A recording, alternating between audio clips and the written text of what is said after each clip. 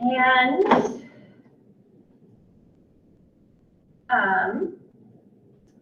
we have some people virtual and some people in person.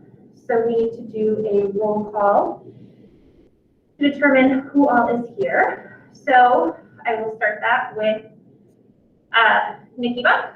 Here. Mr. Bryant. Here. Mr. Dierks. Not here. Jennifer Tift. Here. Ann Rowe. Here. Holly Tower. Here. And I am here. All right. Gonna give us the rundown, or do we need to do the Pledge of Allegiance? I'm sorry. Sure.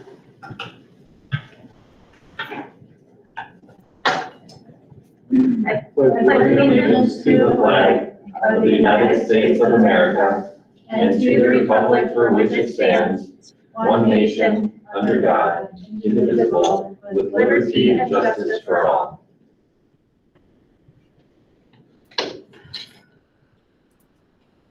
All right. This is my name. So forgive me as I inevitably make mistakes.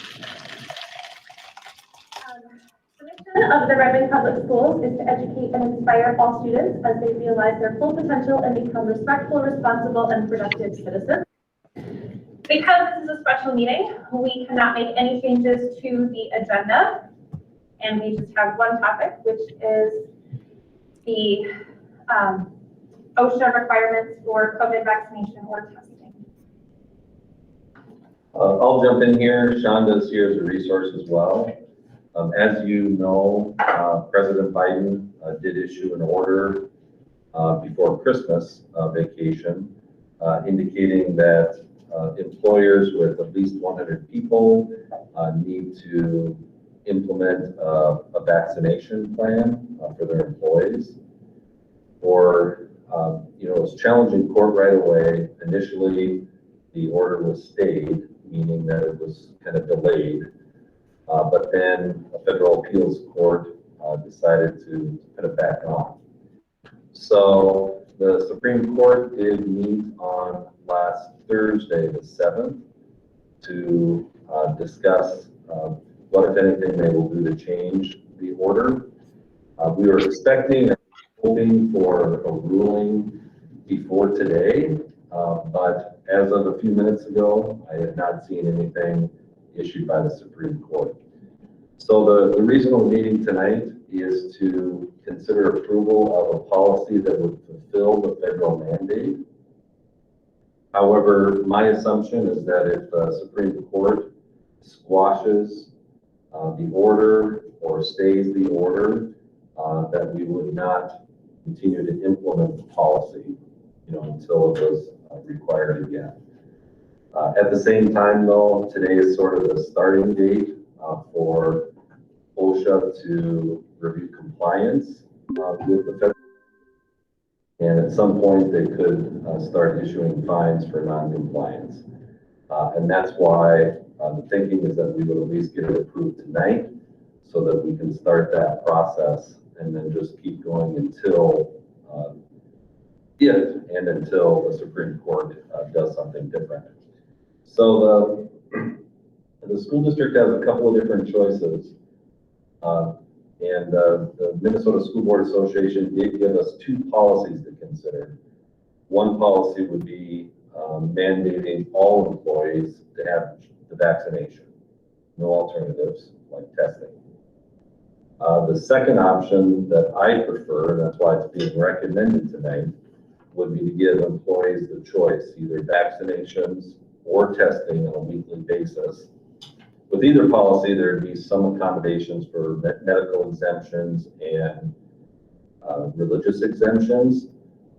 But besides that, it's either vaccination policy or the vaccination / testing provisions. So the recommendation tonight is included in the board packet, and that would be to give employees the choice of vaccinating or testing on a weekly basis.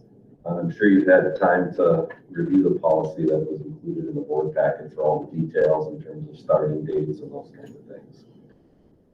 Sean and I are both available though if you have any questions or comments. Anyone have any comments, questions? I do. You know,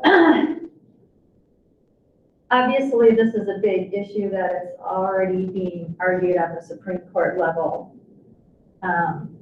But for me personally, you know, whatever we decide as a school board, you know that I will support that 100%.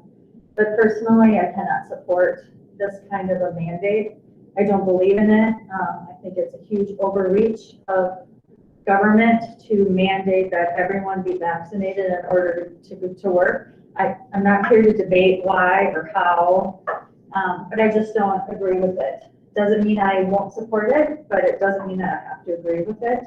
I do appreciate that there's alternative and that you are choosing Superintendent Anderson to give our staff an alternative.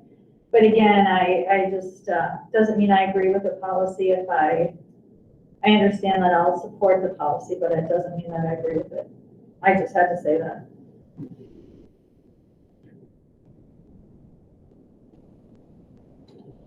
Anyone else? I as well don't agree with it.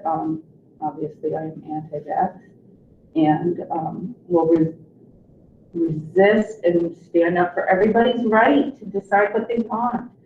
So we obviously know which way I'm going to be voting today, but still I don't agree with even the weekly testing. I think but if that's the only option we have to give the employees their choice, then I will support that as well. And at this time, we do have testing at all buildings? Yeah, the COVID response team has kind of come up with a framework for a testing plan for all employees.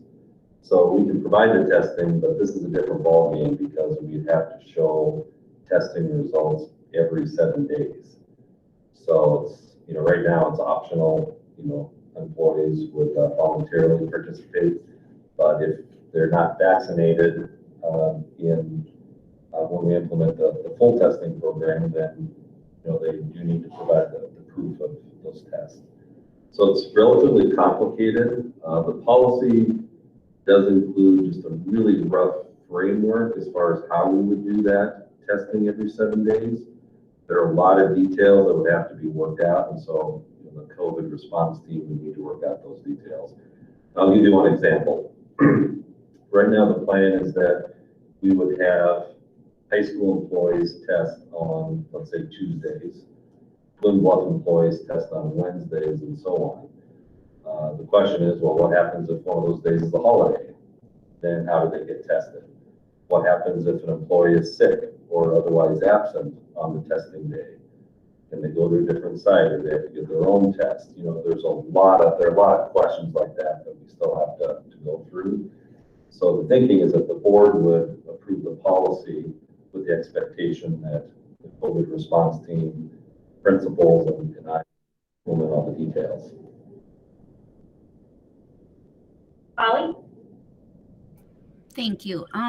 Karsten, I was just at another meeting and we discussed the rate for testing was about $100 a person per week. Do we know how many employees that we would be looking at having to test per week? And then how does that cost filter into our budget? Shonda has Hi, Karsten, I can answer that. Yeah. We've been collecting vaccination records from anyone who has them. I have a list of people who are vaccinated, and anyone that I didn't receive information on, I'm just assuming are not vaccinated. So we're looking at about half our employees are going to be testing weekly. We currently are sitting on about 3,600 antigen tests that we can use to start this program. And it sounds like the state has bought additional testing materials that we could possibly use. And if we go the PCR route, it's going to be about $80 to $100 per person to test every week. If we go with the antigen, it's going to be cheaper. Now, the problem with the antigen is they're not as reliable. They're going to tell you right now what your status is, not if you could have potentially had COVID or if you're, you may not have a viral load. So they're not as reliable, but it will fulfill that we have a negative test result from everyone every week. So if we go the antigen route, it's going to be cheaper. I can look into more numbers on that, but it's still going to be a significant cost, I think. And that's part of what they're debating in the Supreme Court, because if it's a requirement in order to work at your job, shouldn't the employer pay for it? And in the language, it says the employer does not have to pay for it. So that's a lot of what's going in the Supreme Court right now. So just FYI. Thank you, Shonda. That helps. So with that question, I'm more in favor of vaccinations. To me, it's the cleaner, easier route, apart from the fact that there are people who have never gotten vaccinations throughout time, throughout history. It's the $1 million debate right now. That's just where I lean. So I'm in support of the policy. I'm even in more support of a stricter policy. So I just want to say, unfortunately, our only choices with this particular policy or this mandate is either everyone gets vaccinated, or people who are vaccinated are fine, but everyone who's not vaccinated have to test weekly. That's our only two options in this. This is an OSHA mandate, and this is what they're requiring. So we're kind of taking the lesser of, I don't want to say two evils, but the one that gives people more options. So we're not saying you have to do this way, it's the highway. You have to do one or the other. And I know, and I understand, this doesn't necessarily fall in with everyone's personal beliefs, but we have two choices. Everyone gets vaccinated, or we vaccinate and test. So I just want to throw that up. Are we using ESSER funds for the testing? We can, as long as they're available, and that would be after the supply of tests that we already have on hand. Then we go to ESSER next, and then the general fund after that. Has the ESSER funds been secured? For testing, they have. And we're just, if we can do the policy, but it may be mute if depends upon which way the Supreme Court rules. Correct. So are we having a big debate over something that we don't know what the final answer is? Possibly, yes. So what, other than OSHA or whoever said we had to decide by the 10th of January, why don't we wait till the 18th? Yeah, I've heard two different viewpoints on that from experts, in the area. One person thought that as long as we're making good faith effort towards complying, that we could wait till the next meeting. Another expert said that, we should get something approved by the board on or before the 10th. So that's why I called for the special meeting to approve it. I was thinking that I'd take the most cautious approach to make sure we had something in the books in case we challenged. But Jim, you're right. I mean, we don't know what the Supreme Court will decide. This whole conversation might be a moot point, or perhaps the order might change as a result of what the Supreme Court decides. There are a lot of unknown variables. Ms. Rob? So with what Shonda just said, that about half of our staff have submitted vaccination. I'm guessing there are others that maybe haven't just gotten their things in yet, but let's just, for sake of what was said tonight, half of our staff is how many people? I would say, it's the regular employees, we have about 400 total. If you include the part-timers, then we're talking, Shonda, did you figure out it's about 750 or so? No, it's actually the list I got from Holly of any person that is on our currently on our payroll. It's 565 people. Now, that does not include school board members, so you can take 7 from that. Yeah, it also does not include independent contractors. So for example, our substitutes through teachers on call will follow their own regulations, not our regulations. So half of 565 is about 284 times 100, a test. It'd be less than that, because we're not planning to do the PCR test, it's the antigen test.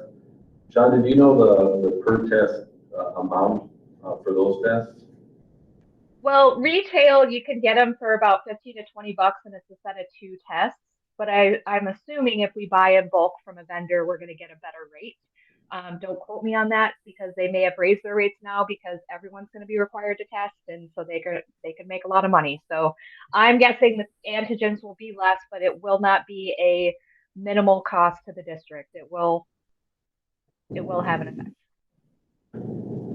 So the reason I'm asking all of that is to say that I think we need to relook at, I mean, if this is something we actually have to implement, we need to look at the ESSER funds and how they've been implemented and see where we can scale back on something so that we're using that money for this. I would hate to start using our general fund that's specifically for educating students to be testing and taking away money from students. That shouldn't, I mean, the ESSER money is specifically there for these kinds of things.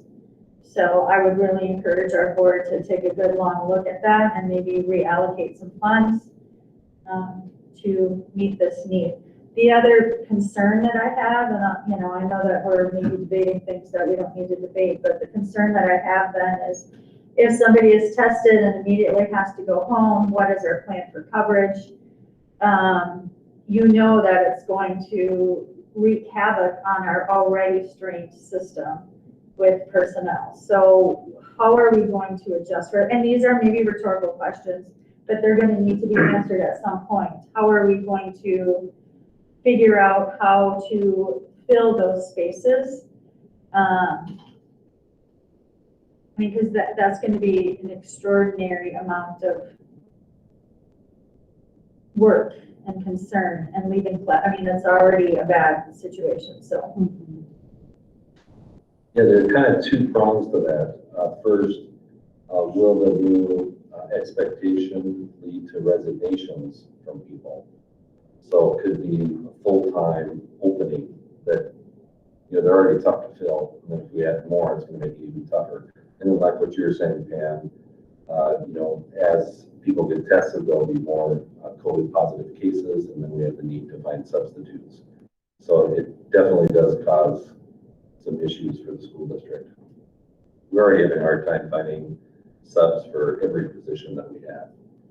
And will the district at some point look at the new CDC guidelines and instead of quarantining, I mean, will we look at those quarantining numbers and try and adopt a shorter quarantine period to get people back in? Yeah, and Shonda can add some more context too. My concern with the shortened quarantine guidelines is that they're extremely complicated. And I'm not sure if that makes the most sense. Another possibility though would be not to quarantine, not to do contact tracing or quarantine. And I'm not saying, that I know what the board members would think, but we're looking at that option as well, just not to do the quarantining. That would help not only with staff time addressing the situation, but it would limit the number of kids who are out of school at a given time. And we think that's a benefit for teachers. So the answer is we're looking at several different options. Shauna, did you say that we have some tests on hand? And how many is that? We have 30, I ordered 3,600. They're a BD vector, I think vector's wrong, BDV something, antigen test. They're actually free from the state. So we got to order 1 for every student and then 1 for every staff times 20%. So that was just something they were saying, hey, take it. But we also are currently stocking the Vault PCR tests with the grant that we received from the state. And that's to be available for symptomatic staff and students when they're in the building or if they're home and they can't get a PCR. So we do have that testing money sitting there, but that's intended to have tests on site for when people need to test to see if they have COVID, not for satisfying this weekly COVID test thing. So, you know, if we use that money for this program, we're going to run out tomorrow. Is the state planning to offer more tests to school districts? I believe so. I don't know for sure. I heard that they were buying a bunch of tests, and I'm hoping they're going to help us out because this is going to be a real strain on everyone. Thank you. Always, hand is raised. Oh, Holly. You're on mute, Holly. Sorry, I'm concerned that we're talking out of turn around other things besides just this special meeting topic. There's lots of other rabbit holes, myself included, kind of went down one. But I think we're supposed to just stay to the exact topic and then decide that. We can't go into CDC or OSHA or how much a test is. I don't think. I'm just trying to organize my head around this, but it feels like we could go on and on and on. I will make a motion then to approve policy 809 on an emergency basis. Okay, we have a motion by Ms. Tift. Do I have a second? I'll second it. Okay. Ms. Tower, second. All right, is there any further discussion? Okay, we will do a roll call vote because we have some people attending virtually. So I will begin with Mr. Bryant.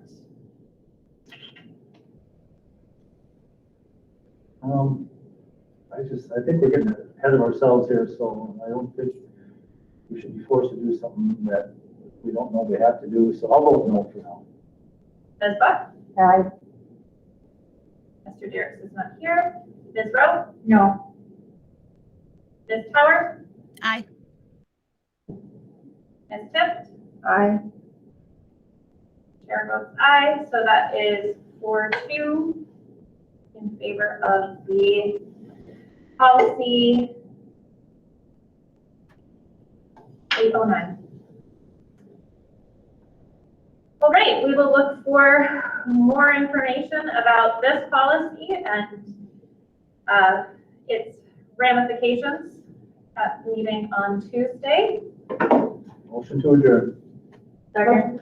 Motion to adjourn by Mr. Bryant, second by Ms. Rowe. And we will do a roll call again. This time start. Sorry. I already checked out. This time we started with Ms. Buck. Okay. Aye.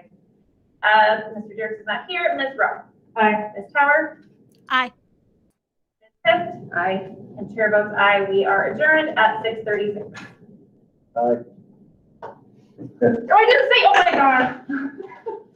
What didn't you say? Oh, they started with